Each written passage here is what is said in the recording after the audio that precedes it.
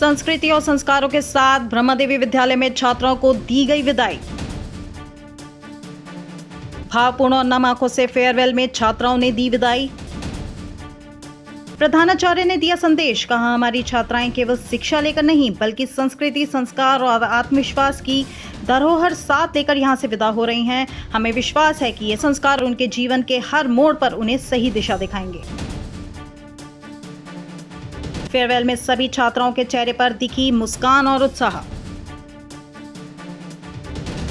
ब्रह्मा देवी बालिका विद्यालय में एजुकेशन तो उच्च स्तर की मिलती ही है और साथ में एक कीमती चीज मिलती है, वो है सबसे बड़ी कीमती चीज संस्कार। एजुकेशन के साथ साथ संस्कार अगर मिल जाए तो बच्चे का कामयाब होना बहुत ज़्यादा जरूरी है। आज के समय में देखा जाता है एजुकेशन तो हाई क्वालिटी की मिल जाती है मगर संस्कार नहीं मिल पाते, और संस्कार देता है ब्रह्मा देवी स्कूल। और आज ब्रह्मा देवी स्कूल में हो रही है फेयरवेल पार्टी, और फेयरवेल पार्टी भी संस्कारों के तहत यहाँ पर की जा रही है। ब्रह्मा देवी की मैम, प्रिंसिपल मैम है, जानेंगे मैम एजुकेशन तो लगातार ब्रह्मा देवी देता ही देता है, संस्कारों पर भी काम किया जाता है, तो कितने जरूरी है संस्कार आज के समय में बच्चे के लिए? आज के तारीख में अगर हम देखें तो संस्कारों की बहुत कमी है।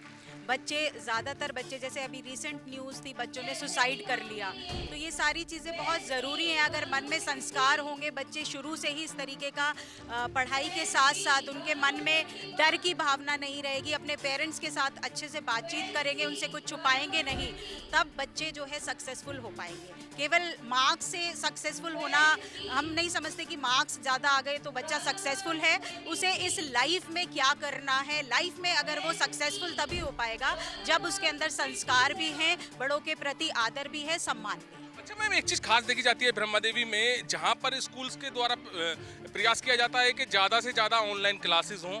मोबाइल से बच्चों को नुकसान होता है ऑनलाइन क्लासेस लेने में, वहीं पर ब्रह्मा देवी स्कूल की छुट्टियों पर भी बहुत कम फोकस करता है, बहुत कम छुट्टी पड़ती है स्कूल की। तो जो मोबाइल की हैबिट डली हुई है, कहीं ना कहीं लग रहा है कि ऑनलाइन क्लासेस की वजह से डली है। मोबाइल की हैबिट जो है वो बेसिकली तो मैं ये कहूँगी कि कोविड टाइम ऐसा आया जिसमें मजबूरी हो गई सभी की कि ऑनलाइन क्लास देना पड़ा। बट मैं अब चाहूँगी कि अब हम जैसे ब्रह्मा देवी स्कूल में हम बिल्कुल एक सिरे से खारिज करते हैं कि ऑनलाइन क्लासेस नहीं देनी चाहिए, क्योंकि बच्चा क्लास तो ले लेगा पर जो इमोशनली बच्चा टीचर के साथ कनेक्ट होता है, बाकी चीज़ें सोशली एक्टिव होता है, वो चीज़ें स्कूल आकर ही संभव है। अच्छा मैम, एक चीज़ देखी जा रही है, पेरेंट्स भी मोबाइल अपना स्टेटस दिखाने के लिए बच्चों को दे रहे हैं आजकल। और अभी बहुत बड़ी चीज सामने आई है न्यूज़ के द्वारा कि 800 से 900 लोग दिल्ली से गायब हो गए हैं, और अभी पिलखवे की बहुत बड़ी घटना हुई है जहां पर एक 18 साल का बच्चा पिछले 14 से 15 दिन से गायब है, केवल एक गेम के चक्कर में।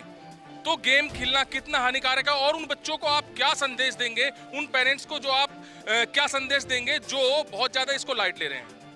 मैं सभी पेरेंट्स को ये संदेश देना चाहती हूँ कि बच्चों को मोबाइल से जितना ज़्यादा दूर रख सकते हैं उतना बढ़िया। पहले भी बच्चे ग्राउंड में खेलते थे, मिट्टी में खेलते थे, उस ग्राउंड में बच्चे को आने दें, उसे गंदा होने दें, उसे अपने अड़ोसी पड़ोसियों के साथ बातचीत करने दें, बाकी स्टूडेंट्स के साथ, बाकी बच्चों के साथ इंटरैक्ट करने दें। अब हो क्या रहा है कि माता और पिता दोनों वर्किंग होते हैं, तो उन्हें लगता है कि हम बच्चे को मोबाइल पकड़ा दें तो वो इमोशनली भी बच्चे के साथ जुड़े नहीं होते हैं। तो मैं चाहूँगी कि बच्चे को मोबाइल कम से कम दें, अड़ोसी पड़ोसी के साथ भी मिलने दें, अपने रिश्तेदारों के साथ मिलने दें, दादा दादी के साथ मिलने दें, नाना नानी के साथ मिलने दें। उसी से बच्चे इमोशनली स्ट्रांग होते हैं और फिजिकली स्ट्रांग भी होते हैं। अच्छा मैम, आज फेयरवेल की बात करते हैं। फेयरवेल में अक्सर देखा जाता है कि फिल्मी गानों पर थिरकते हैं बच्चे, डांस करते हैं, मगर आपके स्कूल का जो फेयरवेल है यहाँ पर कुछ अलग ही नज़ारा दिख रहा है, जहाँ पर संस्कार और संस्कृति दिख रही है। और साथ ही साथ एक चीज़ बड़ी दिख रही है आपके इस ऑडिटोरियम हॉल में, जहाँ पर फिल्मी गाने नहीं चल रहे, जहाँ पर कुछ ऐसा एंजॉय नहीं हो रहा, जहाँ पर बच्चों की भीड़ होती है, तो वहीं पर संस्कृति और संस्कार के जो यहाँ पर दिखाया जा रहा है उसमें यहाँ पर बच्चों की काफ़ी भीड़ है। हम कोशिश करते हैं कि ज़्यादा से ज़्यादा हम लाइव परफॉर्मेंसेस दें, जिसमें बच्चे जो हैं इंस्ट्रूमेंट्स खुद बजाएं और बच्चे खुद ही गाएं और खुद ही नृत्य करें। इन चीज़ों पे हम फोकस करते हैं।